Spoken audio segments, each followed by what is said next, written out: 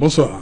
Elle était fortement attendue, la réaction du gouvernement après la sortie le 25 juillet dernier de 4 ministres du culte ici à Douala, le révérend Babila George Fonchan de la Presbyterian Church in Cameroun, l'imam Mohamed Tokour Adamou de la mosquée centrale de Bamenda, l'imam Aladji Mohamed Aboubakar de la mosquée centrale de Bouya et le cardinal Christian Toumi, archevêque émérite de Douala. Ils informent le public que le 29 et 30 août prochain va se tenir la conférence générale des anglophones dans le but de taire les âmes et trouver une solution définitive à la situation sociopolitique et sécuritaire dans les régions nord-ouest et sud-ouest. Dans leur déclaration, les hommes de Dieu parlent de la facilitation du retour des déplacés et réfugiés, du dépôt des armes, tant par l'armée que par les sécessionnistes, ainsi que la libération de toutes les personnes arrêtées dans le cadre de cette crise. Le 27 juillet dernier, Issa Tiroma Bakari, ministre de la Communication et porte-parole du gouvernement, il dit que le gouvernement s'oppose à certains préalables. Madame, Monsieur, c'est le fait du jour. On se retrouve dans un instant.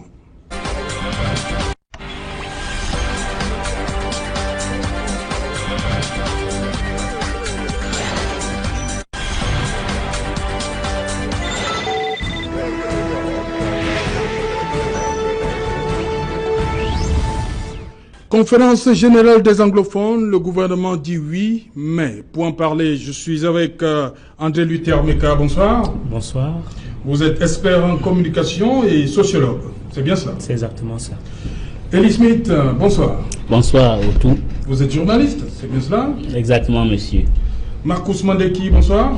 Merci, salut Otou, bonsoir à vos téléspectateurs de plus en plus nombreux à suivre ce programme phare des télévisions en Afrique noire et plus particulièrement au Cameroun. C'est un plaisir que d'être ici, c'est un plaisir au nom de l'AFP de pouvoir représenter une partie des populations pour lesquelles nous nous battons au quotidien. Merci. Vous êtes conseiller en communication et marketing de développement. Bien évidemment, dans le civil, c'est mon activité au quotidien.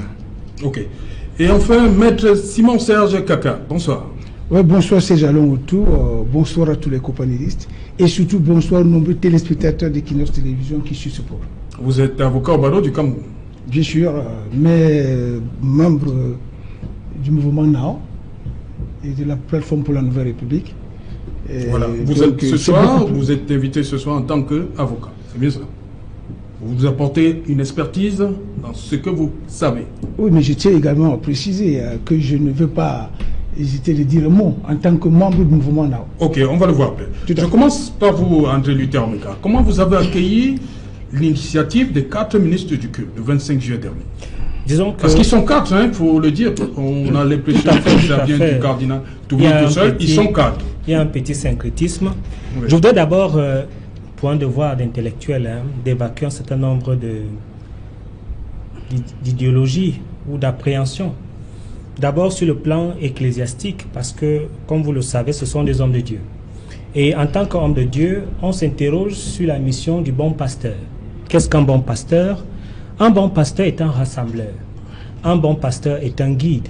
Un bon pasteur, c'est celui qui ramène les égarés dans la maison de Dieu. Et ce que fait le cardinal Toumi et les autres ne va pas en droite ligne avec ce que vous énoncez. Ce que je veux dire, c'est que sur le plan de la forme, les pasteurs doivent normalement encadrer les brebis, encadrer les fidèles. Donc, sur le plan de la forme, ils sont dans leur rôle en tant que pasteurs, c'est-à-dire de guider, de rassembler, mais aussi de ramener les égarés. Et si vous allez me demander qui est égaré, justement, effectivement, il y a une crise sociopolitique où il y a véritablement des égarés. Sur le plan politique, la doctrine de l'Église n'a pas de franchise entre la politique et l'Église catholique. Il faut que ce soit clair. Pas parce que l'Église fait dans la politique politicienne des partis politiques, mais parce que l'Église, qui a l'autorité morale, devrait, n'est-ce pas, faire en sorte que la vérité, la justice soit faite dans la société. Donc l'Église est dans l'humanité. Sur le plan politique, effectivement, l'Église doit prendre position. non pas pour changer le régime en place, mais pour l'améliorer, pour qu'il y ait une gestion, un management équitable. Vous voyez dans les actions du cardinal Toumi une manière de vouloir changer le régime en place? Ce que je veux dire, qu'est-ce que vous reprochez au cardinal Toumi? Ce que je veux dire, c'est que sur le plan de la forme, en tant que pasteur, il est dans son rôle. Sur le plan du fait que l'Église intègre la variable politique, l'Église catholique a toujours intégré la variable politique parce que l'Église catholique est dans le débat public dans la cité. Donc il n'y a pas de problème. Le problème, c'est au niveau des acteurs et de ce qu'on appelle en littérature le manifeste latent. Quand je parle des acteurs, je parle du cardinal, notre évêque, qui a toujours été dans des sorties enflammées contre le régime. Et à ce niveau, on a toujours eu l'impression qu'il a une position partisane. Et l'autre acteur, c'est Simon Munzou, qui est un fonctionnaire de l'ONU et qui a joué un rôle très trouble à la crise ivoirienne avec M. Choi. Et à ce niveau, on se pose les questions, quelles sont les intentions, n'est-ce pas, de cette conférence qui s'est faite de façon, j'allais dire, de façon tacite, sans l'accord du gouvernement, parce que lorsqu'on fait une conférence, on doit normalement aller au contact des politiques, au contact du gouvernement, pour, n'est-ce pas, exposer... Mais le ministre Chilombo a dit que toutes les initiatives sont les bienvenues. Les initiatives sont les bienvenues, mais ces initiatives doivent être encadrées pour qu'on puisse savoir quels sont les tenants et les aboutissants. Et en cela, je crois qu'il y a un petit problème de méthode. Ok, Eli Smith, oui, monsieur. Il parle de choix. Simon Munzou, pour lui, pose problème par rapport à la crise en Côte d'Ivoire. Je crois qu'il partage les mêmes idées comme des extrémistes anglophones qui ne veulent pas entendre parler de Munzou. Je suis un peu désolé.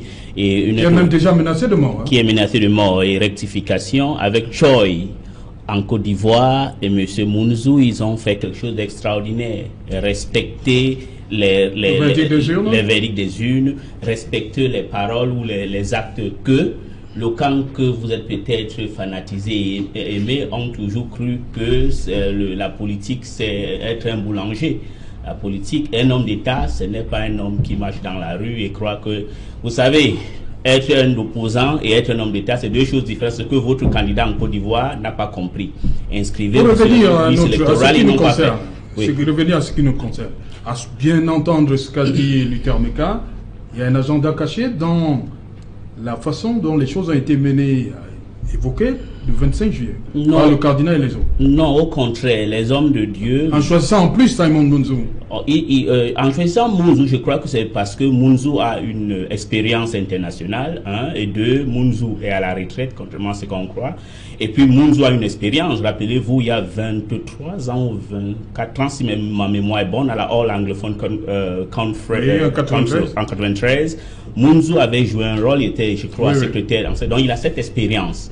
Et si les propositions que le Munzou avait soumises à ce gouvernement en 93 avaient été appliquées, ce qu'aujourd'hui, nous n'avions pas les mêmes problèmes qu'on a aujourd'hui. Donc je voulais dire, et on reviendra dessus, je vous dis pourquoi ça se passe, parce que c'est un gouvernement roublard qui ne respecte rien. Et maintenant, autre chose, ils n'ont rien à cacher. Non, je veux... Smith, tu veux qu'on soit courtois. Oui, ben, courtois... Non, courtois... je veux qu'on soit courtois. Oui, okay. Courtois comment, monsieur? Oui. Courtois quand vous refusez de respecter ce qui est écrit. C'est la courtoisie que vous voulez dedans, monsieur. Je suis en train d'utiliser les propos comme il se doit. C'est comme ça que ça se passe. Et maintenant, est-ce qu'ils ont, vous m'avez posé la question, est-ce qu'ils ont un agenda caché? J'ai dit non, la seule agenda qu'ils ont est que le Cameroun soit calme, prospère, uni dans sa diversité. C'est que ce gouvernement, que vous vouliez que je sois courtois avec eux, que je le suis, n'a pas voulu.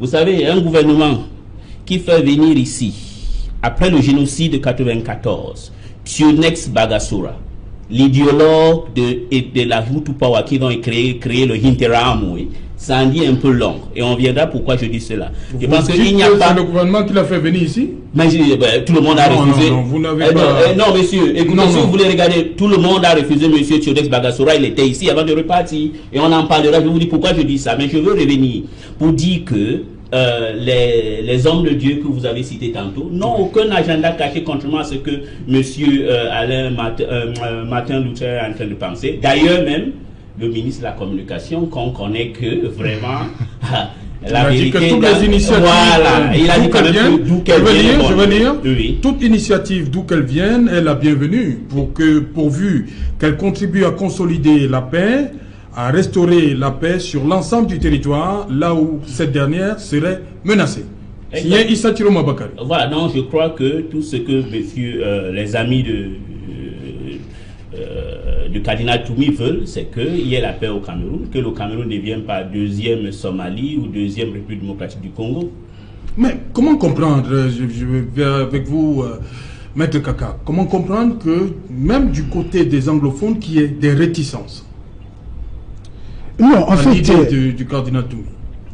Non, en fait, non, vous savez, il faut restituer les choses dans leur contexte. Vous savez, je peux dire, la mauvaise gestion de cette crise par le gouvernement a contribué à la radicalisation. Non, nous ne sommes plus là. Il y a un problème. Il faut le résoudre. Si le cardinal et les autres avaient pensé à ça, non, on veut avancer. Non, je suis en train de répondre à votre question. Oui.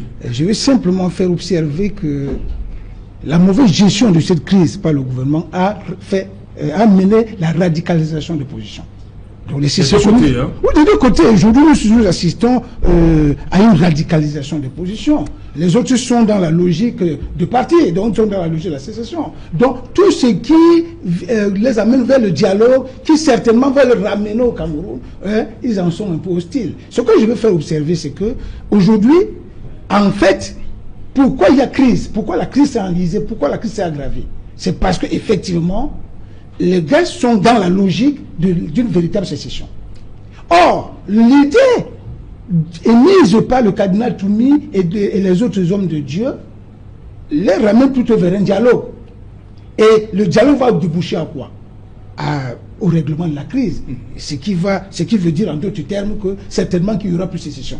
Donc, du coup, les gars peuvent être réticents. Mais moi, je pense que, contrairement à ce que André Luther disait tout à l'heure, il faut comprendre les choses. Lorsque l'initiative est prise par les hommes de Dieu, vous savez, le rôle de l'Église dans la société, c'est quoi? C'est la moralisation des comportements. C'est la moralisation de la vie en société. Et lorsqu'on parle de la moralisation de la vie en société ici, il faut comprendre que le rôle de l'homme de Dieu, c'est quoi? C'est d'enseigner les valeurs morales et spirituelles comme l'amour, comme la paix, comme la bonté, comme la tolérance. Donc je pense que, vu sur cet angle-là, l'initiative est la très bienvenue. Et aujourd'hui donc, que le gouvernement semble marquer sa réticence, ce qui est d'ailleurs normal, parce que depuis... Non, pas sur l'idée, mais il y a des points. Non, on va parler des points tout à l'heure. Non, il y a un problème. Nous sommes au niveau de l'idée, d'abord. Non, le gouvernement est favorable à l'idée, à l'initiative. Non, mais pourquoi? Il y a quand même des réserves. Oui. Pourquoi il y a des réserves? Parce que depuis le début de cette crise, le gouvernement ne s'est jamais véritablement inscrit dans la logique du dialogue. Le gouvernement ne s'est jamais inscrit dans la logique de régler cette affaire de manière pacifique. Le gouvernement a choisi la voie de la répression. C'est pour ça qu'il y a des réserves, parce que s'il n'y avait pas, j'allais dire, cette logique de répression, le gouvernement accepterait en bloc l'idée qui a été émise, qui, de mon point de vue, est la bienvenue. Parce qu'aujourd'hui, je pense que les hommes de Dieu ont pris l'initiative, mais nous de la société civile, les acteurs politiques, les intellectuels de tous bords doivent soutenir cette idée pour que l'objectif soit atteint. Parce que l'objectif pour nous, c'est d'éviter, j'allais dire, l'escalade, parce que la situation est en train de s'enliser. Qu'on le veuille ou pas, nous sommes en situation de quasi-guerre. Donc aujourd'hui que cette idée arrive, je pense que le gouvernement n'a même pas raison de mettre des réticences, de mettre des réserves par rapport à l'idée, sur le principe. Maintenant, quand on vous dit, parce que du côté du gouvernement, je n'ai pas la prétention de vous l'apprendre, il y a quelque chose, il y a une question que le gouvernement pose toujours de manière récurrente. Dialoguer avec qui? Qui seront nos interlocuteurs? Et je crois justement, lorsque vous lisez, vous parcourez le communiqué des 4 ministres, ils disent que il va ressortir de ces conférences ceux-là qui vont aller. Tout à fait. Voilà. Donc moi, les gens ne semblent pas comprendre. Donc je pense c'est un détail à la fin. Donc je pense de mon point de vue. On va y revenir à l'esprit. Je vous vois aussi la tête. Je pense de mon point de vue que l'initiative prise par le cardinal Toumi, et j'ai entendu parler de 2 imams et un responsable de l'EPC, je pense que c'est une initiative louable. Que toute la société civile, tous les acteurs, je dis bien, tous les acteurs de la société civile, la classe politique, les intellectuels, les journalistes, tout le monde doit soutenir. Parce que je pense que c'est de là que nous sortirons de l'auberge. Ok. Marcus Mandeki. Ben, de toutes les façons, il faut... Une belle initiative. Hein? Mais une fois vous êtes d'accord avec le ministre Chiroma, il faudrait noter que... Pour une fois vous êtes d'accord avec le ministre Chiroma? Ben, vous savez très bien qu'il a émis un certain nombre de réserves, c'est-à-dire que le gouvernement... On y arrive, sur l'idée déjà. Oui, mais sur l'idée, je crois que ceux qui s'y opposent sont ceux qui n'ont pas pris connaissance dans le fond du document que nous ont présenté ces chefs religieux. Mais il faudrait... Ça veut dire que ceux-là ne veulent pas que ça s'arrange? C'est ce que ça veut dire? Non, mais pas du tout. Vous savez très bien qu'il y a des suspicions. Et il y en a qui n'aiment pas voir la tête du cardinal. Peut-être si ça n'avait pas été le cardinal, uniquement les trois autres chefs religieux, c'est-à-dire les deux imams et le modérateur de l'église de la Presbyterian Church du Cameroun, les choses ne seraient pas telles qu'elles sont aujourd'hui de la part de ceux qui pensent que... C'est la tête du cardinal qui dérange. Moi, je pense que c'est la tête du cardinal qui dérange. Maintenant, je voudrais aller un peu plus loin parce qu'il faudrait noter que l'idée n'est pas nouvelle en elle-même. Les partis politiques, les associations de la société civile ont par le passé fait ces propositions-là, c'est-à-dire que l'armée du moins ceux qui ont pris les armes du côté des populations civiles puissent déposer les armes et afin que nous puissions aller vers un dialogue. Mais qui ne veut donc pas le dialogue? Je crois que si cette proposition avait été retenue, nous n'en serons pas là. Maintenant, il faudrait noter quand même qu'il existe de très bons rapports entre l'État du Cameroun depuis les années coloniales, parce qu'il faudrait noter quand même que ces représentants ces chefs religieux, ces cadres-là, appartiennent à des religions importées, et nous savons très bien le rôle que l'Église ou alors l'islam a joué en termes d'apaisement de différentes situations. On se rappelle encore de la relation qui a existé entre Monseigneur Ndormo et Aïdjo dans des moments de crise. On a vu les membres du clergé occuper de très hautes fonctions dans des institutions, notamment au Conseil national de la communication où il y avait un évêque. On a même vu en Afrique ces gens du clergé présider des conférences nationales. Au niveau de la CONAC, on voit bien qu'il y a un évêque qui est là. Au niveau même du conseil, électoral, il y a un évêque qui est à la CONAC, je crois que c'est un pasteur de l'EPC qui s'y trouve. Donc, l'Église, nos dirigeants ne peuvent pas rejeter en bloc les propositions qui viennent de ces leaders religieux. Maintenant, il faudrait peut-être nuancer, parce que vous savez très bien que au-delà du rôle de régulation que possède l'État du Cameroun, nos dirigeants voudraient avoir la main mise au niveau organisationnel, ceux qui pourront participer, les thèmes qui seront développés, et puis ceux qui pourront être présentés comme interlocuteurs des anglophones vis-à-vis avec nos dirigeants. En matière de liberté, je crois que ce serait très important que nos dirigeants permettent que la liberté se fasse. C'est-à-dire que les anglophones réunis choisissent de manière indépendante, de manière consensuelle, ceux qui pourront aller à la table des discussions. Mais je crois que si nos dirigeants essayent d'imposer ceux des anglophones qui leur sont favorables, je crois que la négociation va être biaisée. Mais j'ai espoir à ce que les choses puissent très bien se faire. Et vous savez très bien que nous avons un certain nombre d'enjeux sur le plan électoral, sur le plan organisationnel d'un certain nombre de compétitions. Je crois que l'État du Cameroun, je veux dire nos gouvernants, ont intérêt à ce que toutes les propositions qui vont vers des solutions, notamment la paix définitive, le rétablissement à l'ordre public et surtout la réconciliation. Parce qu'il ne suffit pas tout simplement que la paix puisse s'installer, parce que ça peut être ce qu'on appelle une paix précaire, une paix de façade, de forme. Il faudrait que nous allions un peu plus loin. Et je d'accord. Bien évidemment, et si vous lisez très bien, par exemple, notre vision au niveau de l'AFP, vous verrez très bien que dans un gouvernement de transition, nous proposons qu'il puisse exister une commission de réconciliation et de paix. Parce que la réconciliation, nous en avons besoin. Parce qu'il faut dire que pendant cette période-là, nous nous sommes fait beaucoup de mal. Ok. André Luther Meka, parmi les pourfendeurs de l'idée du cardinal Toumi et des autres, beaucoup disent que les francophones ont été exclus. Disons que je ne me suis pas peut-être fait bien comprendre. Je suis en train de dire que sur le plan de la forme, l'idée n'est pas mauvaise. Oui. Mais il y a un certain nombre d'acteurs qui inquiètent. Et il y a la méthode qui a été adoptée par le clergé qui n'a pas été une méthode orthodoxe. Parce que lorsqu'on fait une idée ou on prend des résolutions, ces résolutions doivent être, n'est-ce pas, appliquées par le politique. Donc le politique doit savoir effectivement comment cela se déroule.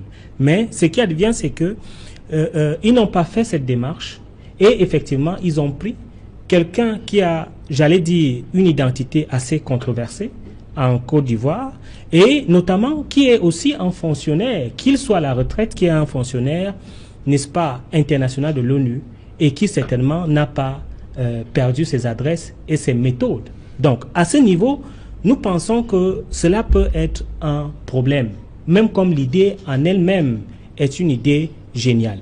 Maintenant, sur le plan, n'est-ce pas, des acteurs. Oui, des acteurs. On parle de l'exclusion des anglophones, des francophones. Il y a l'exclusion des francophones.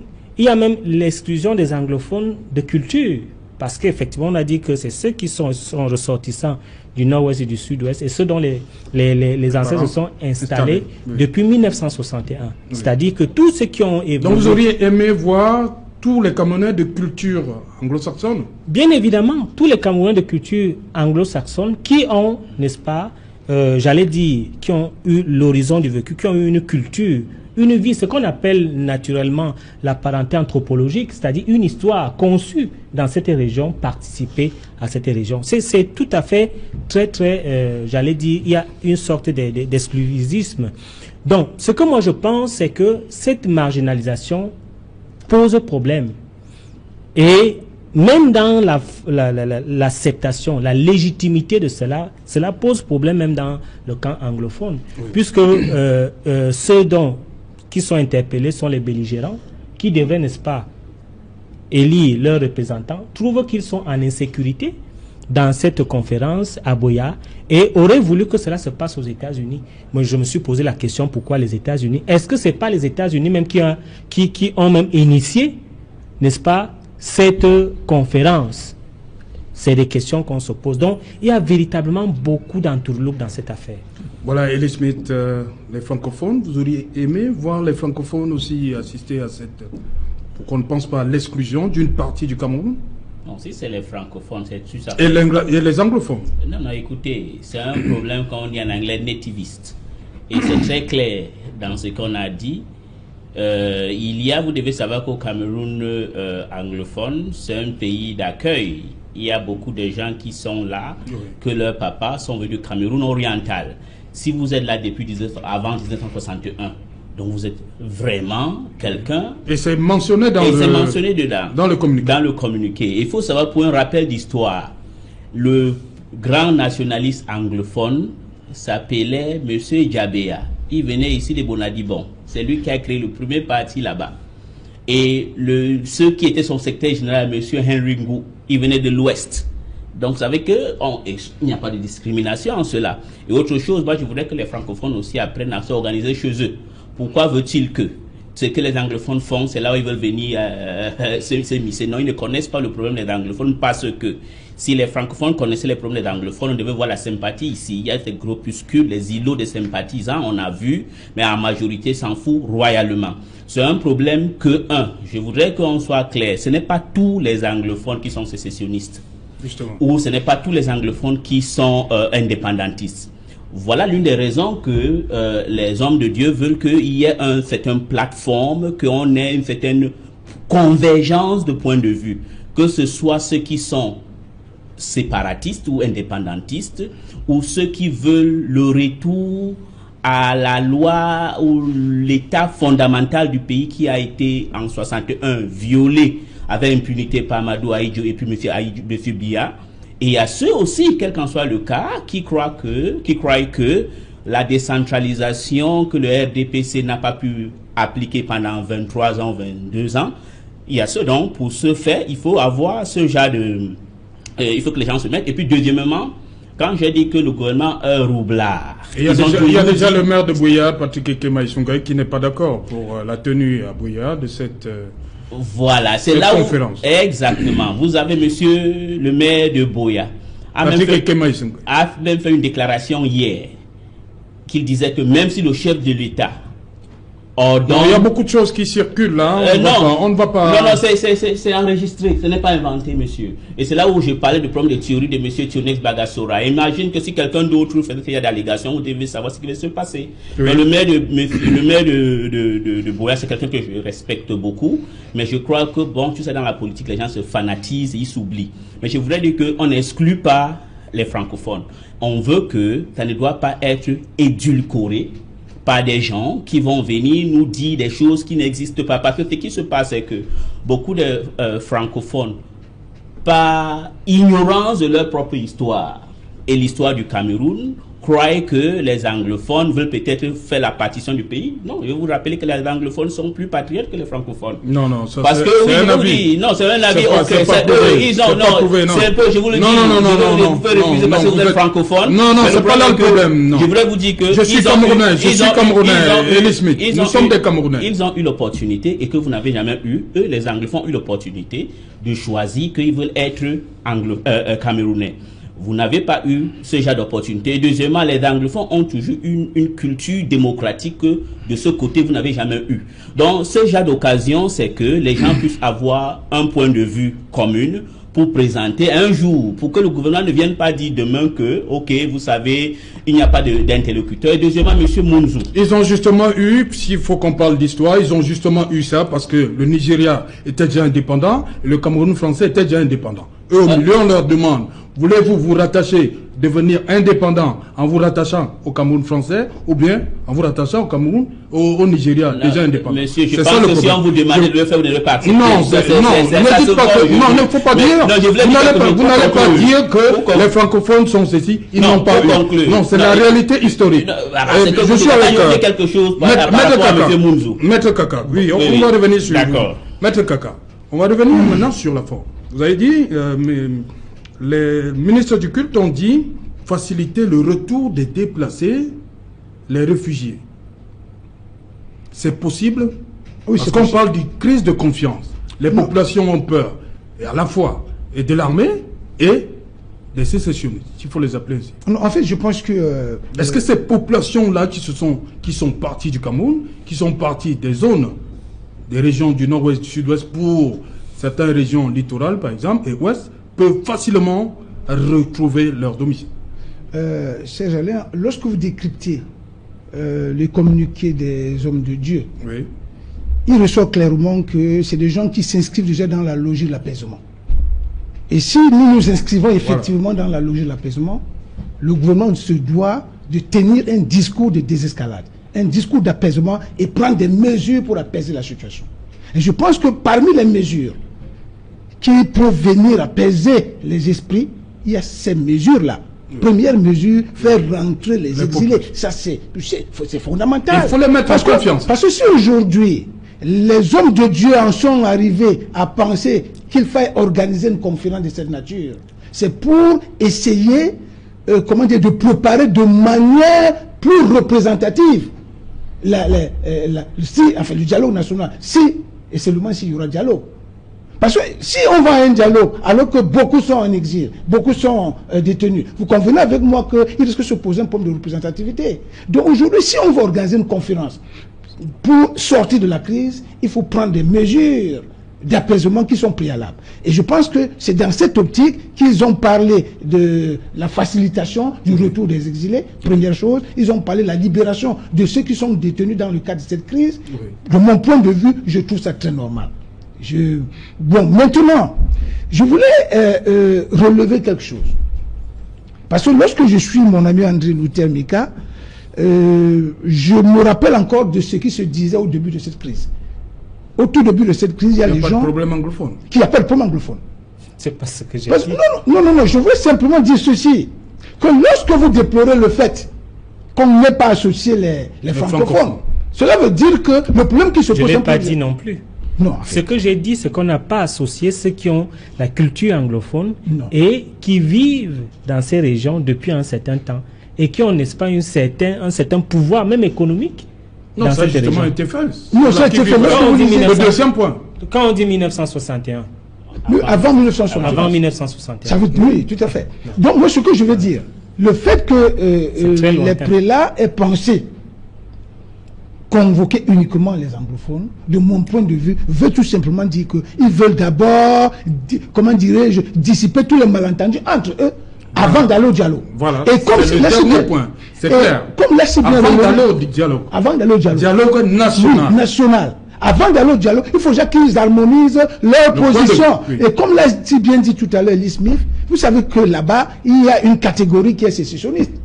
Il y a une catégorie qui est fédéraliste. Il y a une catégorie qui est pour la continuité. Oui. Donc il faut que tous ces gens s'asseyent, chaque parti apporte ses arguments. Et à ce moment-là, au sortir de leur conférence interne, permettez-moi l'expression, pour moi c'est une conférence interne, justement, qui leur permet d'abord, j'allais dire, de régler, de laver leur linge sale en famille. Au sortir de cette conférence, ils auront des positions harmonisées qui vont leur permettre de mieux défendre leur position au dialogue national inclusif. Voilà justement. On va donc rentrer par les éléments qui fâchent. Le ministre, on a parlé d'un cessez-le-feu. Le ministre dit niet. Le gouvernement dit niet.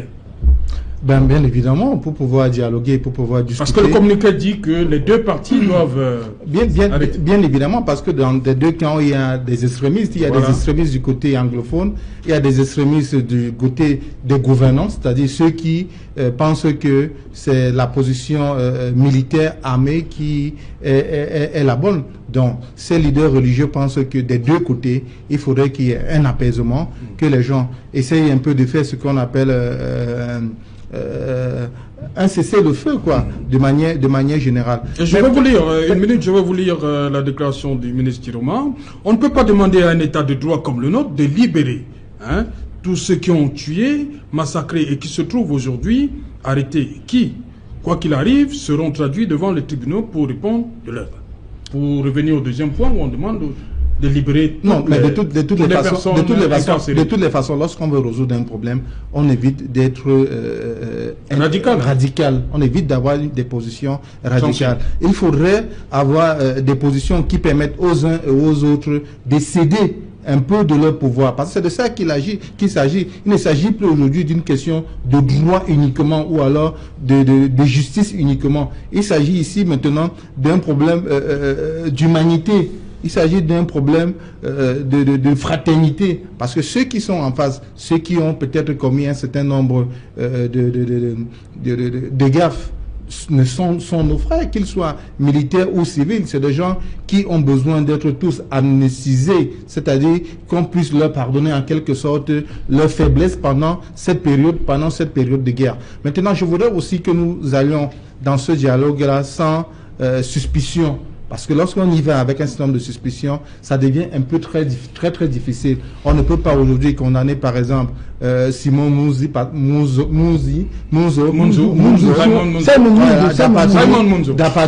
d'appartenir à l'ONU. Lorsqu'on sait très bien que l'État du Cameroun, lors de l'affaire de Bakassi, a sollicité la présence de l'ONU pour davantage apporter son expertise et son apport afin que le règlement de ce conflit-là puisse être réglé. Je pense que pour nous, c'est une opportunité que d'avoir cet homme-là auprès de nous, afin qu'il nous apporte non seulement son expertise de manière personnelle, mais qu'il jouisse aussi de ses entrées pour que des solutions internationales puissent être trouvées, afin que chacun des camps puisse avoir un minimum de dignité. André Lutermeka, est-ce que le fait pour l'État de cesser le feu comme ça, c'est-à-dire l'armée camerounaise, ce serait...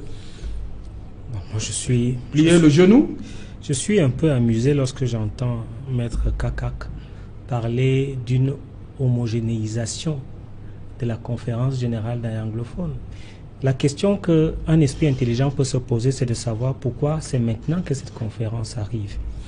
Mais beaucoup ont dit mieux vaut tard que jamais. Oui, mais jamais souhaité que ça arrive. Non, au fait, vous savez, en politique, il y a l'opportunité des actes et un calendrier dans l'opportunité. Il s'agit notoirement des prébendes politiques qui sont en train de se préparer. Mais dites-nous, qu'est-ce que vous faites de tous ces morts tous les jours? Parce que l'initiative vient du cardinal Toumi. Vous aurez souhaité que qui je ne suis pas sûr l'initiateur, je suis sur les... Parce que vous parlez de calendrier. Je suis sur les objectifs, n'est-ce pas, de cette conférence. Il s'agit là... Mais les objectifs sont clairs. Vous lisez... Il s'agit là, effectivement, d'un noyautage politique et d'un renouvellement politique de ceux qui doivent représenter la cause anglophone. Auprès de qui? Auprès de l'État camerounais. Puisque l'État a toujours demandé de dialoguer avec qui? Voilà. On est donc en train de vouloir mettre sur pied... Auprès de l'État camerounais. Pour faire quoi? Pour discuter du pétrole de la zone anglophone, ou pour le renouvellement des élites, ou pour la gestion commune entre les deux États. C'est des questions extrêmement profondes que je suis en train de poser. Mais ce que je suis en train de dire, c'est que j'entends des choses ici où on dit que il y a du fanatisme. Il y a une partie du Cameroun qui veut se désolidariser du territoire camerounais et qui dit qu'il n'est plus camerounais. Ce territoire, ils l'ont appelé l'Ambazonie. Et ils veulent fracturer le Cameroun. Et l'armée... Ce n'est pas tous les anglophones. Oui, mais il y a des armes qui crépitent. Vous avez parlé de mort. L'armée républicaine veut restaurer l'ordre pour que le Cameroun soit un et indivisible. Maintenant, s'il y a un cessez-le-feu, ce n'est que bienvenu, cessez-le-feu. Mais il ne faut pas demander à l'État d'aller en genoux. Et c'est pour ça que j'apprécie les hommes de Dieu. Parce qu'eux-mêmes, ils savent que lorsqu'un problème doit se résoudre devant Dieu, qu'est-ce qu'il faut? Il faut d'abord la repentance, la confession et la repentance. Est-ce que les Ambazoniens se sont repentis? Ils ne se sont pas repentis. Est-ce qu'ils ont demandé pardon? Ils n'ont pas demandé pardon. Et comment voulez-vous qu'il y ait un cessez-le-feu sans que ceux qui disent qu'ils ne sont plus Camerounais ne demandent pas pardon avec tous les morts qu'il y a eu? Je crois qu'il y a des sérieux problèmes qu'il faudrait véritablement régler avant qu'il y ait le cessez-le-feu. Maintenant, le ministre Tchourouma, il est légaliste.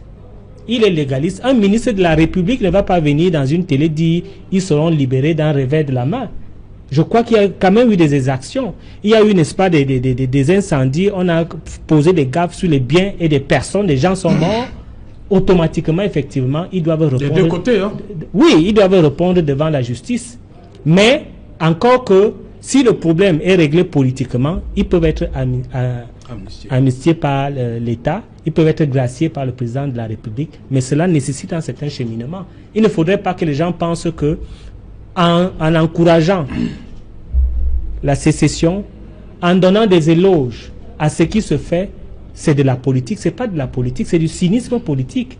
Ce n'est pas parce que nous sommes en période électorale qu'on doit harmoniser le discours politique, le discours électoral, en faisant l'éloge du terrorisme. Ce n'est pas comme ça que ça doit se passer. Non, nul ne le fait.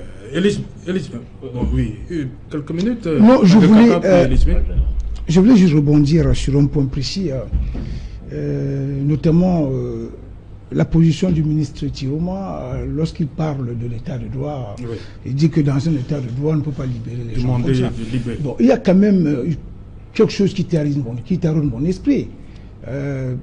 Lorsque nous parlons par exemple de ceux qu'on a interpellés au Nigeria, vous voyez quand même que ça fait pratiquement 6 mois que ces gens sont là. J'en viens à me poser la question de savoir si M. Tchourouma peut dire aux Camerounais si ce dossier est traité comme dans un état de droit.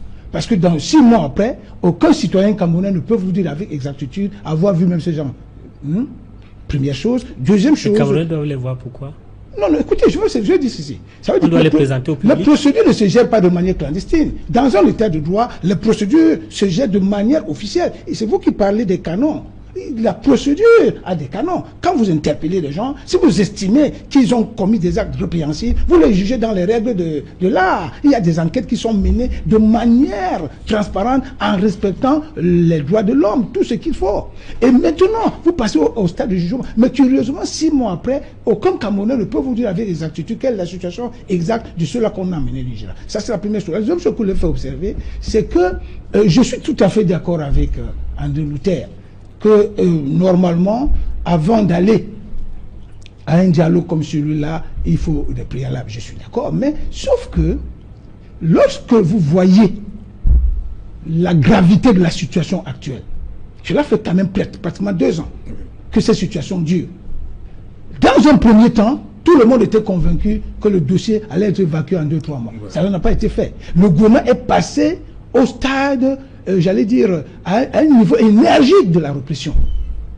Oui, le gouvernement a opté. Non, le gouvernement a opté pour. Il y a eu un dialogue, Maître Kakak. Non, écoute, il faut quand même dire les choses. Le Premier ministre y était. Il y a quand même des choses qu'il faut qu'on se dise. Quand nous sommes sur un plateau de télévision, il faut dire des choses qui peuvent éclairer l'opinion.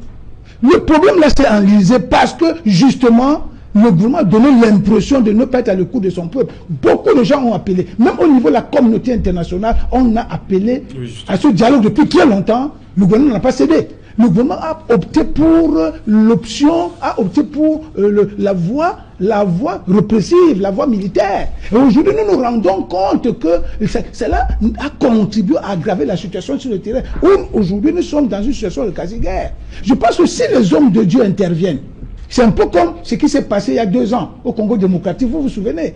Parce que lorsqu'il y a eu, j'allais dire, des violences qui se perpétraient déjà entre le camp Kabila et l'opposition, l'Église a été obligée, l'Église catholique a été obligée d'intervenir et il en est sorti ce qu'on appelle aujourd'hui au Congo démocratique l'accord de la Saint-Sylvestre. Oui. Oui, c'était les catholiques. C'est la conférence épiscopale du Congo qui est intervenue pour ramener les uns et les autres à l'apaisement. Je pense que c'est dans cette optique que nos hommes de culte se sont levés pour dire que ça fait quand même 2 ans que les gens meurent. Parce qu'il faut y aller. Moi, j'y vais souvent.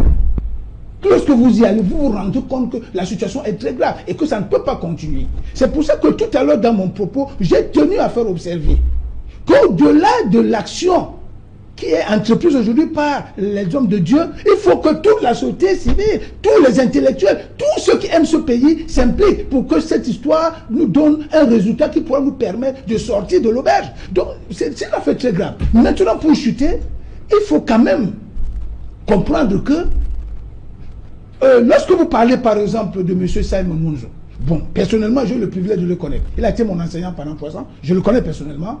Bon, c'est un monsieur d'abord parfaitement bilingue. Peut-être vous le savez, il a une culture, il se sent bien avec les francophones, comme il se sent bien avec les anglophones. C'est un atout. Et de deux, il a fait sa carrière pratiquement aux Nations Unies.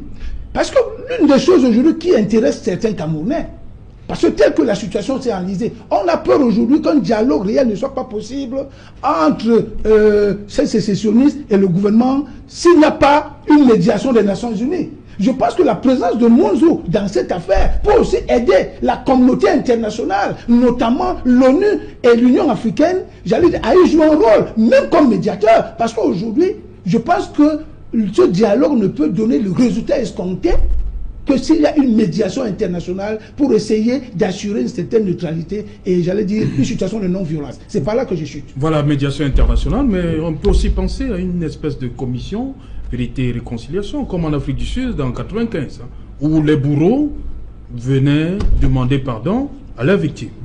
Oui, ça c'est sous la conduite de Monseigneur Desmond Tutu. Oui, exactement, ça c'est possible, mais après qu'il y ait eu, il y aurait cette conférence et puis qu'il y ait dialogue. Oui. Et quand il y a dialogue, on verra la forme de l'État. Et puis, pour qu'il y ait préalable de ce dialogue, il faut que tout le monde, ceux qui sont à l'extérieur, puissent rentrer au pays. Ceux qui sont, vous voyez bien le communiqué, c'est les hommes de Dieu et ils ne sont pas en train de défier l'État. Ils ont dit ceux qui sont légalement, qu'on peut légalement les libérer. Ça veut dire qu'ils ne sont pas, ils ne sont pas en train de imposer. Oui. Donc moi je pense qu'il ne faut pas que les gens aient peur. Moi je vais vous dire quelque chose, dans la communauté anglophone, tout le monde ne veut pas la sécession. Il y a ceux qui veulent, mais il y a ceux qui ne veulent pas. Donc voilà pourquoi il faut que les gens s'asseyent pour discuter, pour trouver un accord. Et autre chose, il faudra que le gouvernement aussi, les faucons du gouvernement, ceux qui ont cru qu'en ayant des contrats d'achat d'armes, ils vont faire une petite guerre, parce que guerre aussi, je vous monsieur autour, vous êtes quelqu'un de honnête, essayez d'aller voir monsieur Fontaine Neba à Boya. Demandez-le. Si ce gouvernement était sérieux, on ne devait pas arrêter les Fontaine Neba ou les Agbobala à l'époque, on devait la résoudre, parce que je vais vous dire quelque chose qui est honnête, et que derrière tous les revendications... Mais ils sont plus en prison, on les a libérés, non? On les a libérés, mais est-ce qu'ils ils ont été libérés? Vous savez que l'eau a, beaucoup d'eau est passée sous le pont, alors ils ne maîtrisent plus la situation. Donc le problème que derrière toute revendication professionnelle que les anglophones y donnent, cache le fait que la constitution de 61 n'a pas été respectée un point, un trait. Voilà pourquoi M. Aya avait dit une fois pour l'abiner, je crois sur votre plateau ou sur STV, que il est important qu'on ait un deuxième Fumban, parce qu'il y a beaucoup d'anomalies qu'on a eu dans ce pays qu'on doit régler. Et demander ça n'est pas synonyme à vouloir diviser ce pays. Donc moi je ne vois pas pourquoi il y a eu ce lever de bouclier contre le cardinal Toumi. Il y a aussi des extrémistes chez les anglophones, ils doivent concéder, parce qu'il y a des gens qui ne veulent pas même entendre parler du nom de Munzu, même dans le camp anglophone, pas seulement chez monsieur Luther. Donc moi, nous croyons que il y aura une négociation préalable et que ça doit être purement dans les conditions qui a été mentionnées, les anglophones, donc ceux qui sont là avant 1960 et ceux qui sont du sud-ouest et du nord-ouest, pour qu'on ait un point de vue commun face au gouvernement. Si un jour, et de l'autre côté, pour vous dire, si le gouvernement, je crois qu'ils ne vont pas refuse cette négociation ou ne veut pas parler avec ceux qui vont immerger dans cette conférence, ça veut dire que le gouvernement donne un OK à ceux qui pensent qu'il faut partager le pays. Je veux pour conclure, quand vous parlez des ambazoniens, ces histoires d'ambazoniens a commencé quand? En 84. Pourquoi? Parce que M. Biya a décidé un jour de prendre son stylo et de changer le Cameroun, que ça revient comme c'était avant. C'est ça. Donc c'est ça, monsieur. Parce que quand il a traité. Non, vous n'avez pas la parole. Pourquoi ne voulez pas que je parle? Vous voyez. Marcus Mandeki, dites-nous, lorsque on parle de libérer toutes les personnes incarcérées dans le cadre de cette crise, est-ce que quelque part on ne doit pas faire ce qu'on appelle le cas par cas? Est-ce qu'on peut tout d'un coup, comme ça, libérer tout le monde? Ben, mec, lorsqu'on dit non, je crois que c'était un peu sous un angle assez précis. Lorsqu'on demande la libération de tous ceux qui ont été incarcérés, c'est demander tout simplement que le pouvoir politique prenne ses responsabilités en prenant en compte les raisons pour lesquelles chacun des détenus se trouve aujourd'hui dans cette position-là. Ce n'est pas une libération quasi complète, mais c'est de prendre leurs responsabilités en disant pourquoi est-ce que tu te retrouves là et trouver des solutions de libération. Peut-être qu'ils sont nombreux qui ont des choses à dire. Vous savez, Elie Smith disait tout à l'heure qu'ils sont nombreux qui ont été abusivement et arbitrairement interpellés, détenus pendant très très longtemps. Et malheureusement, ils ont été libérés, mais le gouvernement n'a jamais communiqué là-dessus. On a le cas de Aya, on a le cas de Fontem, de Malarbo et bien d'autres. On a même encore le Mancho BBC qui a été arbitrairement condamné. Donc il n'y a pas eu, il y a pas eu une communication véritable là-dessus. Qu'est-ce qu'on fait de ceux qui ont été arbitrairement détenus pendant 8 mois et qui sont partis de là avec des séquelles, des maladies? Qu'est-ce qu'on fait de ces personnes-là? Donc il faudrait que ceux qui sont encore détenus puissent bien évidemment retrouver la liberté, parce que c'est une solution d'accalmie, parce qu'il faut éviter que les gens se radicalisent davantage. Maître tout à l'heure a dit justement que les gens qui étaient modérés se sont radicalisés justement parce que les positions de nos gouvernements n'étaient pas assez favorables, n'étaient pas bonnes. Aujourd'hui encore, l'État a une occasion en or de pouvoir dire: nous vous prenons à témoin, nous voulons effectivement qu'il y ait un retour de la paix. Si nos gouvernants ne mettent pas des moyens, ne prennent pas des dispositions pour que ces échanges-là puissent avoir lieu, je crois que la situation sera encore beaucoup plus difficile. Mais ça, nous ne la souhaitons malheureusement pas. André Luther Meka, pourquoi le terme amnistie dérange certaines personnes? Non, le terme amnistie... Puisqu'il y a eu exaction des deux côtés. Hein? Le terme amnistie... Pour avancer, est-ce qu'il ne faut pas s'arrêter un moment? Le terme amnistie ne dérange personne. Hein? Et je crois que c'est un terme que je considère sur le plan politique comme l'achèvement d'un processus. Et quand on parle de l'achèvement d'un processus, ça dit qu'il y a tout un processus qui doit être déballé. Je suis en train de vous dire quand même que le chef de l'État a libéré certains acteurs de la crise anglophone. Bon, monsieur Mandeki demande qu'il faille avoir une communication. Je ne sais pas s'il n'y a pas eu meilleure communication que le ministre de la Communication qui a fait une conférence de presse sur cette libération. Je ne sais pas si les Ambazoniens ont pris acte de cette situation-là. Ils n'ont pas pris acte. Maintenant, on demande la libération des autres. Moi, je ne suis pas contre. hein, je ne suis pas contre la libération de qui que ce soit. Mais cette libération, il faut savoir qu'elle est politique et non juridique. Parce que sur le plan juridique, il y a effectivement une procédure. Je parle devant un avocat qui est notamment un garant de la loi. Et si c'est une libération politique, il faudrait, n'est-ce pas, qu'il y ait, n'est-ce pas, un cessez-le-feu, que les gens déposent les armes et qu'ils montrent, n'est-ce pas, cette loyauté, qu'ils fassent un signe, qu'ils fassent un geste. Hein? Qui doit faire le geste en premier? Ceux qui doivent faire le geste, c'est ceux qui ont pris les armes contre le Cameroun, qui ont décidé de fracturer le Cameroun, qui doivent dire, nous déposons les armes, nous voulons parler avec nos frères camerounais. Et à partir de là, l'arrestation et, n'est-ce pas, l'arrestation et, j'allais dire, ceux qui sont en prison, s'ils sont toujours maintenus, cela va démontrer une mauvaise foi. Parce que je dis encore que la libération est politique, elle n'est pas juridique. Et pour cela, il faudrait qu'il y ait un processus. Mais j'aimerais remercier Maître Kakak d'avoir reconnu que les Nations Unies sont derrière cette affaire, à travers M. Choi. Et non, je n'ai jamais parlé de M. Choi ici. À travers M. Mounzou. Hein, à travers M. Mounzou. Que les Nations Unies sont derrière. Non, c'est pas non, il dit que ça peut. Je veux repréciser ma pensée tout à l'heure. Non, parce qu'il a dit que le fait que monsieur, voilà l'expérience, qu'il a travaillé avec les Nations Unies. Vous savez, lorsque vous avez un haut. Son cahier d'adresse, vous savez, le Cameroun. Vous savez, lorsque vous avez un haut commis des Nations Unies qui est dans une affaire, vous ne pouvez pas vous imaginer les autoroutes, hein, de l'ONU qui sont, n'est-ce pas, derrière ce monsieur. Donc, effectivement, ce sont des craintes qu'il faille régler. Moi, j'aimerais qu'on soit clair, Maître Kakak. Quand vous voulez faire comprendre aux Camerounais que le gouvernement n'a pas dialogué, c'est faire preuve de mauvaise foi. Parce que il y a eu un consortium qui a causé avec le directeur de cabinet du Premier ministre qui s'est passé, n'est-ce pas, à Bamenda, à plusieurs reprises. Vous savez pourquoi on a arrêté... Ils se sont justement, on va dire, comme s'ils se sont braqués parce qu'ils ont dit que le gouvernement voulait imposer un certain nombre de choses. Non. Moi, le gouvernement est venu avec des éléments voulant imposer. Non, monsieur Outou, moi j'ai eu des confidences. Oui. Hein? Ils ont dit qu'ils ne dialoguent pas. Ce qui est intéressant sur le dialogue, c'est le fédéralisme. Qu'ils ne dialoguent pas sur les autres points. Et Lee Smith le sait. Hein? Et dans la Constitution, on ne peut pas changer la forme de l'État, le fédéralisme.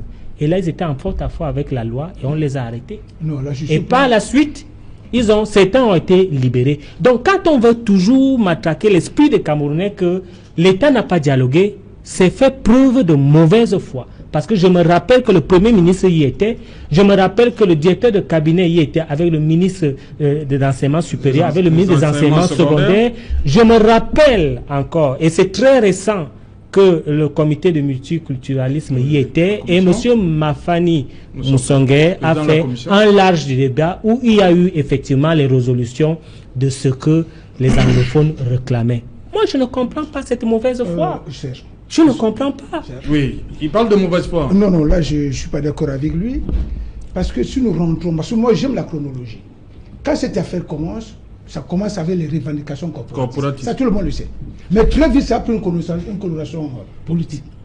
Et si ça a pris une coloration politique, la crise, là, se transformait déjà en crise de la forme d'État. Parce que quand vous-même vous parlez de sécessionnistes, les sécessionnistes, ça veut dire qu'ils posent un problème de la forme de l'État.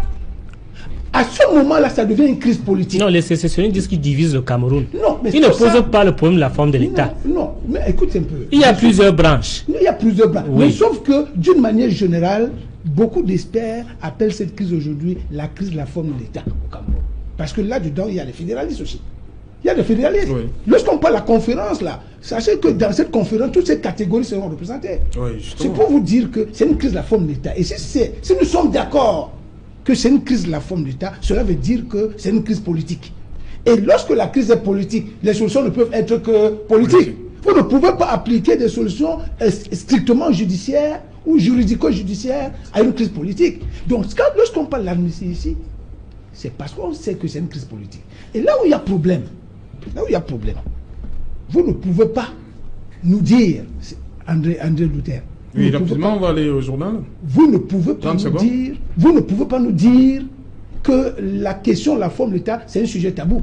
Je ne peux pas dire que c'est tabou. C'était inscrit sur la constitution du Cameroun. Cameroun est indivisible. Sauf que depuis 1961, On n'a parlé que de la forme d'État. Mais si nous sommes partis de République unie du Cameroun à République du Cameroun, rien que par un décret du président de la République, merci. On va revenir sur ce point. Ouais, merci, cher monsieur. Dans quelques instants, Cédric Noufelet, je vois ça faire de l'autre côté là. Cédric Noufelet, bonsoir. Bonsoir Serge Allan, bonsoir à vos invités. Voilà, et le journal de 20h aujourd'hui, qu'est-ce que la rédaction centrale Equinox Télévision a prévu pour ces millions de téléspectateurs? Ce soir, les listes de bureaux de vote seront passées au crible de la critique.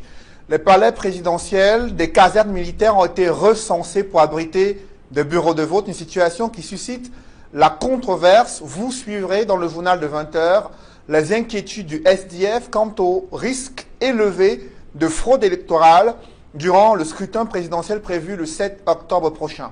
Nous évoquerons également l'inquiétude des candidats au baccalauréat série D dans certains lycées à Ngaoundéré. Jusqu'à ce jour, ils n'ont pas eu le résultat, du moins certains dont les noms commencent par la lettre A jusqu'à la lettre N. Les résultats n'ont jamais été rendus publics concernant cette catégorie de candidats. Du coup, ils défilent dans les sous-centres d'examen du côté de Ngaoundéré. Nous ferons le point dans ce journal. Alors que le maire de Boya projette une marche de protestation contre la conférence anglophone, une marche qui doit en principe se tenir demain. Dans ce journal, son éminence Christian Cardinal Toumi réagit à toutes les vagues de critiques qui se sont soulevées jusqu'ici et il recentre le débat sur les enjeux de cette conférence anglophone projetée à Boya à la fin du mois d'août 2018. Et dans l'escale internationale, nous ferons le point sur l'élection présidentielle qui s'est tenue au Mali, mais aussi sur les consignes de vote données par l'ancien président zimbabwéen Robert Mugabe. C'est également jour d'élection du côté de ce pays d'Afrique australe. Voilà, tous ces éléments vous seront développés dans un instant dans le 20h de Cédric Noufelet. Et moi, je vous retrouve en compagnie, je serai toujours avec les panélistes pour le débrief du journal. Dans un instant, madame, monsieur, le 20h, Cédric Noufelet.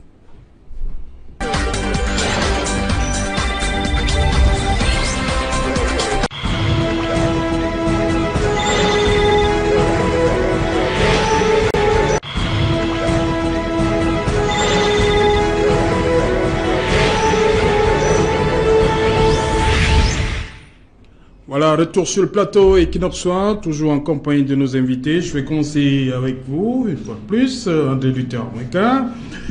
Lorsqu'un enfant, dans quel état d'esprit peut se trouver un enfant qui, du fait de, on va le dire comme ça, de ceux qui organisent les examens, ne trouve pas son nom? Oui, disons que c'est un état global d'angoisse. D'abord l'angoisse pour les parents qui ne savent pas si l'enfant a réussi, s'il n'a pas réussi, s'il y aura des résultats.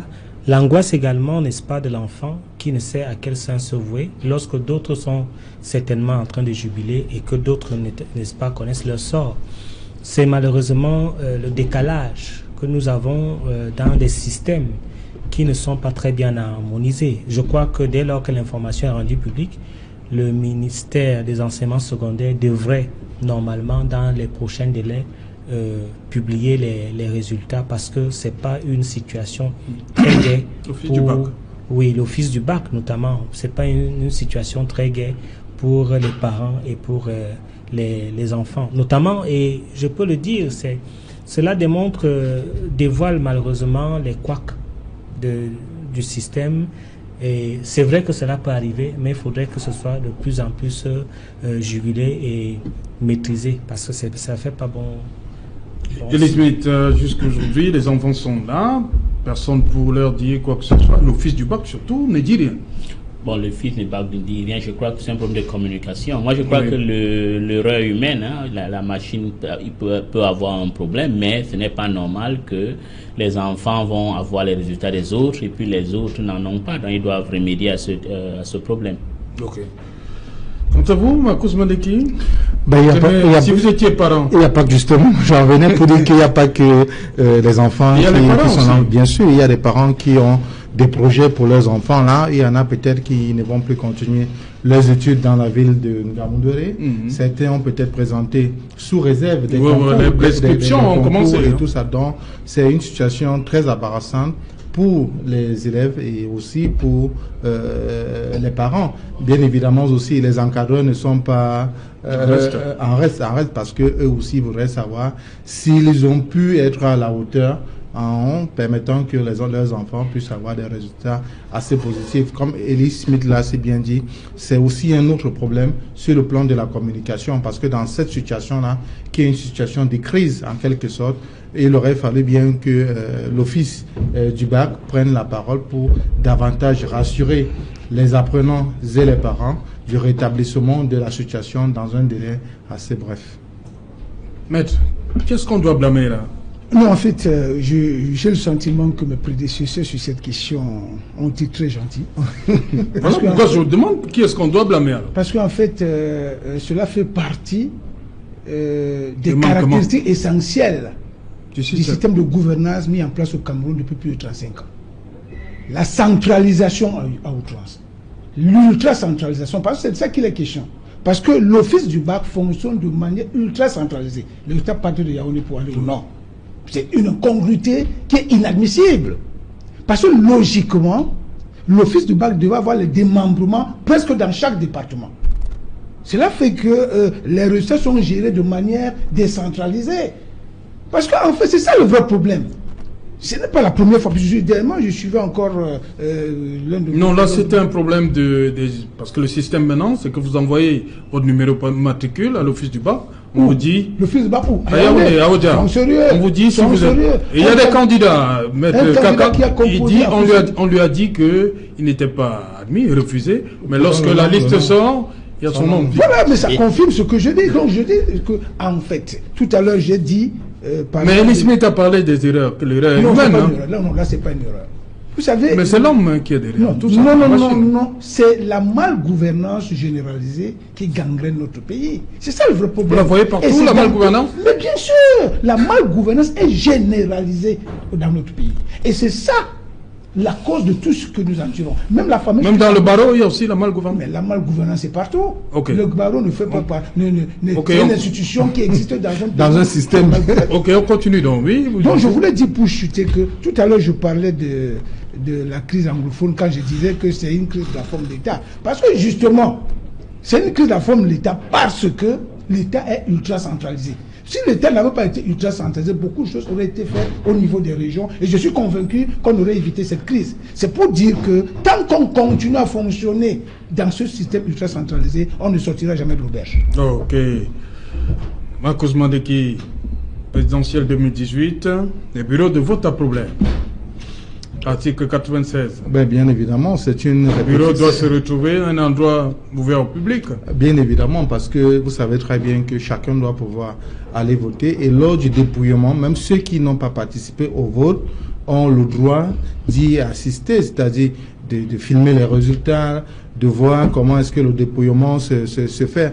Et comme on l'a dit dans le reportage, vous voyez très bien que dans les casernes, au palais de l'unité, il faut avoir un certain nombre d'autorisations, des autorisations spéciales pour pouvoir y accéder. Donc, ce sont des violations aux droits tels que énumérés par le code électoral. Je crois qu'il faudrait que très rapidement que la direction générale de l'ECAM prenne ses responsabilités en permettant que le toilettage de ces centres de vote et de ces bureaux de vote puisse se faire dans toute légalité.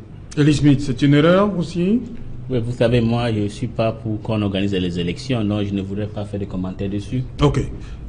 André Luther Meka, c'est une erreur qui s'est glissée comme ça de manière... Non, moi je ne comprends même pas. Il n'y a pas de débat? Non.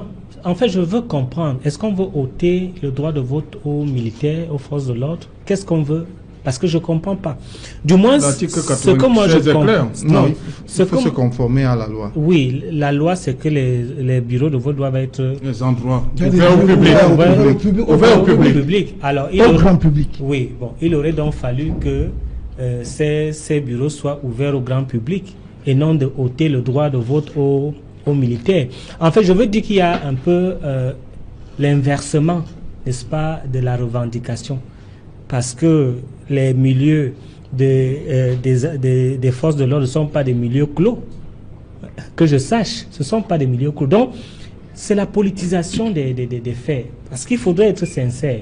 Si vous voulez qu'il y ait des scrutateurs qu'il y ait des observateurs. Dites qu'il faudrait qu'il y ait des observateurs, mais ne dites pas qu'on doit ôter le droit de vote aux militaires. Mais c'est ce que vous êtes en train de dire. Non, c'est pas ça. Mais c'est ça. Non, c'est pas ça. Les militaires peuvent partir de leur poste de fonction donc qu'il faut aller voter dans un centre, dans un bureau de vote à proximité. Mais lorsqu'ils viendront en tenue, en masse, ceux qui seront peut-être dans les casernes, ils vont venir. Vous allez dire que c'est l'embastillement, on va enrégimenter. Vous opposez donc à la loi. Vous me comprenez pas. Je suis en train de dire. Vous vous opposez donc à la loi, puisque la loi est claire. Elle dit que laissez-moi parler. Si vous vous opposez à la loi, demandez tous ces bureaux de vote aux législateurs de modifier cet article-là. Terminé. Vous ne pouvez pas. Monsieur Mandeki, je suis en train de dire que vous êtes en train d'instrumentaliser la revendication. Demandez à ce que les bureaux de vote soient ouverts aux scrutateurs et aux observateurs et non de ôter le droit de vote aux militaires. C'est pas vous ne devez pas. Non, C'est ce que vous êtes en train de faire. Quand on supprime ça, ça veut dire pas seulement. Même le public doit assister aux règles. Mais demandez le don au lieu de demander qu'on raye ces bureaux de vote. Est-ce que le public, la question est simple, est-ce que le public pourra assister au dépouillement au palais de l'unité, par exemple? Le public ne pourra pas peut-être assister au palais de l'unité, mais il peut y avoir des caméras de télévision qui peuvent assister au dépouillement. Non, c'est différent. Parce au que palais de l'unité, vous parlez de quel palais là? Mais vous ne savez pas que c'est un endroit où des gens y vivent. Hein? C'est un endroit qui est peuplé et dont il y a des employés, il y a des gens. Hein? Dites qu'il se soit ouvert, mais n'inversez pas la revendication. Non, on dit justement que c'est... Moi, je n'aime pas les petites politiques vraiment. Non. Monsieur Meka, si le SDF le relève, c'est qu'il y a un problème. Il y a un problème, monsieur Meka. la loi? Vous n'allez pas l'idée, il y a un problème. Je vous dis qu'il n'y a pas de problème. Il n'y a pas de problème. Je dis dans la revendication. Il n'y a pas de problème lorsqu'une institution se permet de violer les règles établies. Non, mais il faut que les il faudrait qu'on se conforme à la loi. Vous vous opposez à la loi. Demandez aux législateurs. Je voudrais chuter en disant qu'il était légitime qu'on demande que ces bureaux de vote soient ouverts au public et que à la présidence, parce que je sais qu'à la présidence il y a beaucoup de gens qui travaillent, il y a des militaires également, que ce soit ouvert au public et que lors des dépouillements, que les télévisions soient invitées pour que les dépouillements soient officiels et non de ôter le droit de vote aux militaires. Parce que s'ils sortent en rang serré, en tenue pour aller voter ailleurs, ça peut influencer les Camerounais. Non, moi, je n'aime pas ces petites politiques-là. Bon, je comprends un peu la préoccupation de mon ami André Luther, mais ce que j'aimerais lui faire observer, c'est que lorsque vous prenez l'article 96 du code électoral de la présidentielle au Cameroun, ce texte est clair. Les bureaux de vote doivent être logés dans des lieux ouverts au public. Qu'est-ce que cela veut dire en droit? Parce qu'il faut que cela soit clair. Lorsque vous prenez une disposition légale, on l'interprète de deux façons. Il y a ce qu'on appelle l'interprétation littérale, c'est-à-dire telle que l'article a été libellé. Il y a ce qu'on appelle l'interprétation téléologique. Quel est l'esprit? Qu'est-ce qu'on recherche à travers la disposition? Et ce qu'on recherche, justement, c'est un rappel qu'on veut faire. Que ce qu'on appelle le vote, c'est un devoir civique qui ne doit avoir aucune coloration. Ça veut dire quoi? Ça veut dire que le droit de vote, qui est notre droit, qui est notre devoir aussi, ne doit avoir aucune coloration militaire. Et de deux, ça doit revêtir une dimension populaire. Quand on donne par exemple les résultats, c'est une fête, il faut que tout le peuple se sente impliqué, que le peuple sache ce qui s'est passé. Quand vous prenez maintenant sur vous d'aller loger les bureaux de vote dans le palais présidentiel, est-ce que le peuple peut entrer au palais présidentiel pour aller voir les résultats? Je dis non. Le peuple n'a pas de représentants. Oh, ok, non, ce n'est pas ça. Non. Au moment, moi je ne sais pas, moi je suis un acteur politique de terrain. Quand on donne les résultats, c'est... Et moi je ne suis pas un acteur politique de terrain. Tout le monde vient, le public vient, les gens viennent du quartier pour voir qui a gagné. Et avant même que la radio n'ait donné l'information, c'est une fête. Donc, ça doit avoir une dimension populaire. Ça ne peut pas être le cas dans une caserne militaire ou dans un palais présidentiel. Je pense que c'est une erreur. Enfin, là, je vous le concerne le mot maintenant. C'est peut-être une erreur de Elekam. J'ai le sentiment et même la conviction qu'Elekam va adopter une stratégie pour corriger cette erreur en délocalisant. Parce que c'est de ça qu'il est question. On ne demande pas d'annuler. On demande de délocaliser ces bureaux de vote. C'est ce que je voulais dire sur la question. Et je le dis à Equinox Télévision. Parce que je pense que s'il faudrait que les militaires votent, que ce soit ouvert au public. Et cela peut se faire en temps réel. Je le dis et je l'assume, monsieur. Ok. Bon, on va revenir sur l'initiative du cardinal Toumi. Quelles sont les chances pour vous? Quel est le lieu? On voit déjà que le gouvernement pose des préalables. Façon de dire que le gouvernement ne va pas céder. Non, moi je ne pense pas que le gouvernement ne va pas céder. Parce que tout... Vous croyez que le gouvernement va céder en libérant? Je pense okay. Que pour apaiser, pour que le Cameroun soit stable, il faudra faire des concessions. Vous savez, c'est le donnant-donnant, même le cardinal a dit, vous donnez de ce côté, il y aura des concessions. Je crois que le gouvernement va céder, c'est ça qu'il faut. Ce que nous voulons tous, c'est la stabilité, l'unité, le progrès du Cameroun et non le contraire. Ok. Vous pensez, vous aussi, maître, que le gouvernement va lâcher? Non, je pense que le gouvernement... En libérant Mancho et les autres, avant le 30? Tout à l'heure, quand on en parlait, j'avais des réelles appréhensions. Mais quand j'ai suivi la pertinence des explications du cardinal Toumi, j'ai compris que cette initiative a des chances de prospérer. Mais pour que cela soit le cas, je continue à dire qu'il ne faut pas qu'on donne l'impression que ce n'est qu'une initiative du cardinal. Il faut que le peuple camerounais s'implique au niveau des acteurs de la société civile, au niveau des intellectuels de tous les horizons. C'est de ça qu'il est question. Maintenant, je vais chuter par quelque chose qui m'a... Je ne sais pas si on va revenir dessus, parce que je vois que nous tendons déjà vers la fin. C'est l'attitude du maire de Buea. Oui, on en parle dans un instant. André Luther-Meka, vous êtes convaincu maintenant, je ne peux pas dire, par les explications du cardinal Toumi, après l'élément d'Éric Martial Jomo dans le journal? Il ne m'apprend rien de nouveau. Il ne m'apprend rien de nouveau. Donc votre position n'a pas changé? Non, ce que je veux dire, c'est que je ne suis pas contre la conférence générale des anglophones. Vous avez un problème avec la bonne foi, on va le dire comme ça? Oui, avec la bonne foi. Et cette bonne foi doit, n'est-ce pas, être prouvée. Parce qu'il faut s'éprouver auprès, n'est-ce pas, des autorités et des politiques, auprès des Camerounais, qu'effectivement, il s'agit pour le dialogue. D'ailleurs, il a dit, et pour cela, je n'ai aucun problème. Pour la libération des détenus, je l'ai dit, moi je ne suis pas contre... Le cardinal dit que même leurs représentants... Je ne suis pas contre qu'ils soient libérés, mais je dis que c'est un processus politique qui nécessite un cessez-le-feu et que ceux qui ont pris les armes contre le Cameroun demandent pardon et le reste va suivre. Luther pose comme préalable, hein. Il ajoute un préalable à lui, un pardon avant le 30. C'est faisable? Non, il faudrait quand même relever qu'il ne s'agit pas d'un bras de fer entre ces leaders religieux et nos dirigeants. Ces leaders ont fait une proposition, des propositions qui avaient déjà été bien accueillies par le gouvernement à travers des propositions qui avaient été précédemment faites par des partis politiques et des organisations de la société civile. Je dis, c'est une occasion pour nos gouvernants de prendre l'opportunité de démontrer pour une fois sa bonne foi en permettant que cette conférence-là se tienne et que des résolutions prises pendant cette conférence-là soient effectivement suivies. Pendant que, quand certains leaders avaient été interpellés et incarcérés, il y a eu des campagnes pour leur libération. Il ne s'agissait pas des campagnes contre nos gouvernants, il s'agissait des propositions pour permettre qu'il y ait un certain apaisement dont je souhaite et j'espère que nos dirigeants vont prendre de la mesure pour faciliter la réalisation de cette conférence-là, afin que nous puissions sortir du bout du tunnel. Maître Kaka, comment comprendre l'attitude du maire Kema depuis quelques jours, depuis que la conférence est annoncée chez lui, sur ses terres, entre guillemets, on va le dire comme ça, Buea? En fait, lorsque j'ai suivi... On m'a demandé aussi, est-ce qu'il y a un agenda caché du maire Kema? Non, pas un agenda caché, tout simplement... C'est quoi le problème? Lorsque j'ai suivi cette information, ça m'a rappelé quelque chose qui m'a toujours taraudé l'esprit.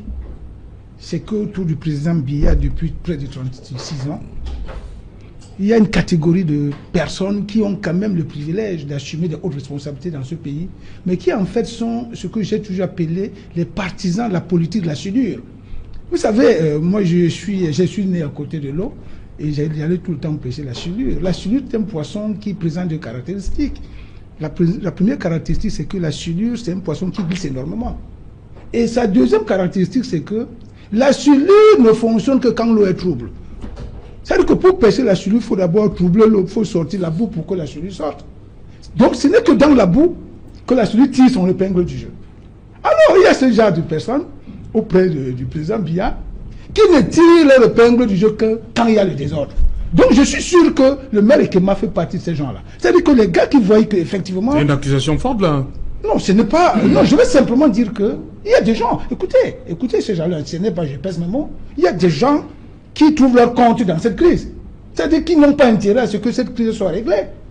J'ai peur que Ekema fasse partie des gens qui pensent que si le dialogue a lieu aujourd'hui et que ce dialogue produit les résultats escomptés, certainement qu'eux vont perdre quelques prépas. En fait, je pense que l'initiative du cardinal et de sa bande de ministres de culte, c'est une initiative louable. Un Camerounais qui aime ce pays, un Camerounais qui brille par son patriotisme ne peut que saluer. Maintenant, il y a un certain nombre de préalables, il y a un certain nombre de dispositions à prendre pour que, j'allais dire, cette initiative ne prenne pas d'autres connotations. Et sur ce point, je rejoins entièrement mon ami Ando Luther Meka. C'est ce que je voulais dire par rapport à ça. Ok.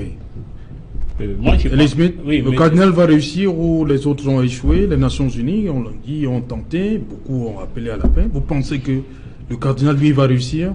Avec l'aide de Dieu, il va réussir. Tu sais, il va réussir il n'est pas seul.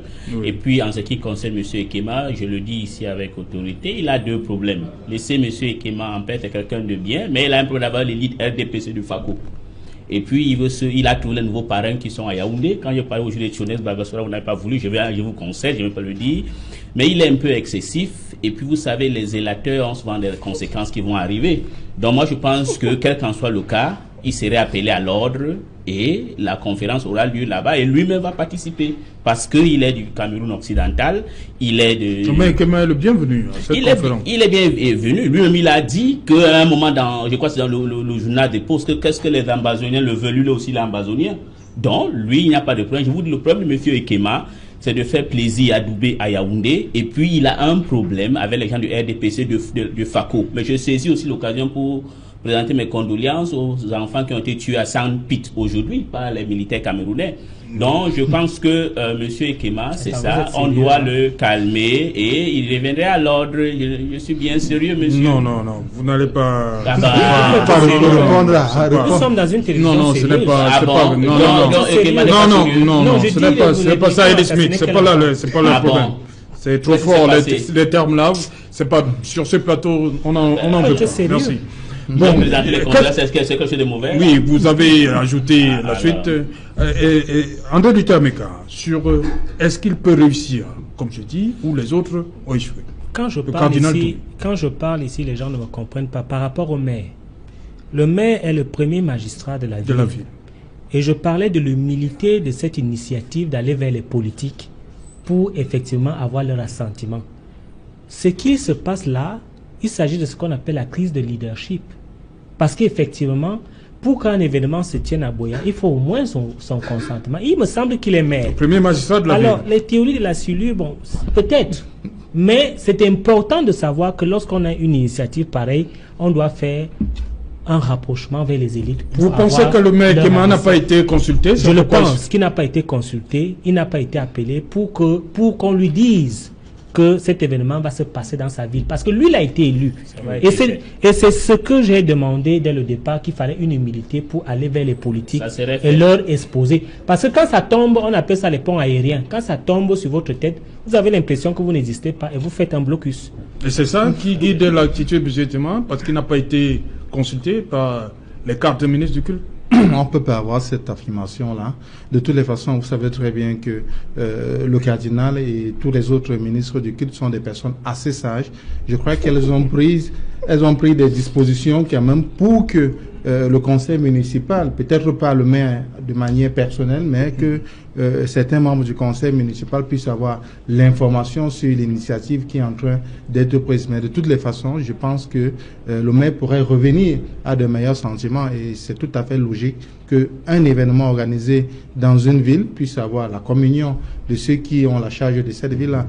Je pense notamment à ce qui s'est passé il y a quelques jours dans la ville de Yabassi, où le maire a été interdit par le sous-préfet de pouvoir organiser l'assemblée générale de constitution d'une entreprise. Ça, c'est une violation de droit assez forte qu'il faudrait dénoncer avec toute notre énergie. Voilà, merci. Bonsoir Sylvestre Hippolyte Zangao.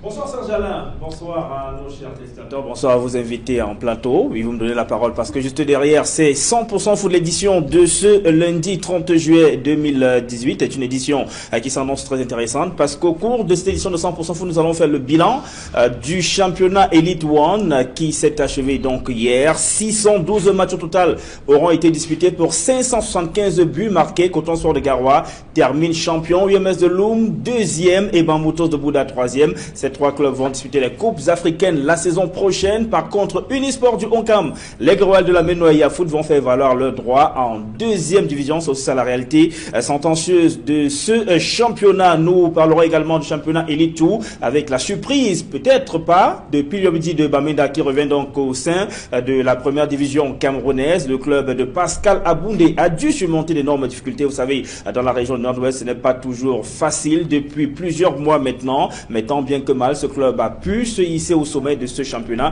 Piliobidi de Bamenda est exempt de la 30e et dernière journée qui se dispute demain et termine donc leader du championnat Elite 2 et va jouer la saison prochaine en Elite 1. Nous parlerons également pour sortir du recrutement de nouvel entraîneur pour l'indomptable du Cameroun. Finalement, Sven Goran Eriksson qui a séjourné pendant 72 heures au Cameroun s'en est allé. L'Africa Foot ne l'a pas encore retenu, mais elle annonce que cette page n'est pas encore refermée. Il y a une communication justement de la Fédération camerounaise de football à propos qui annonce que dans les tout prochains jours, le nom du prochain sélectionneur des Lions indomptables du Cameroun sera dévoilé au public. Voilà, merci Sylvestre. On retient qu'il y a 6 stars dans votre 100% foot. Coton Sport, UMS, Bamboutos et plus tard dans cette émission, Unisport, Aigle de la Menoya et Yafoot. On connaît pourquoi. Ah oui. Tout à l'heure, Sylvestre Polizango. Merci, cher monsieur, d'être passé. Merci, André Luther. C'est un plaisir. Je découvre High-Tech, un studio très très relevé. Félicitations Equinox. Merci. Merci, Elie Smith. C'est un plaisir de nous inviter ou de m'inviter. Et puis je suis content que vous voulez qu'il y ait la paix au Cameroun et qu'il y ait la paix au Cameroun occidental. Voilà, merci. Merci, Maître Kaka. Bienvenue. Merci, Serge Alongotou. Je pense que l'échange a été très convivial et assez constructif. Oui. Ça, c'est vrai. Et je profite également de cette occasion pour adresser mes félicitations au grand patron de la chaîne Equinox, parce que là, je constate que nous avons essayé d'échanger là dans un univers paradisiaque. Ok.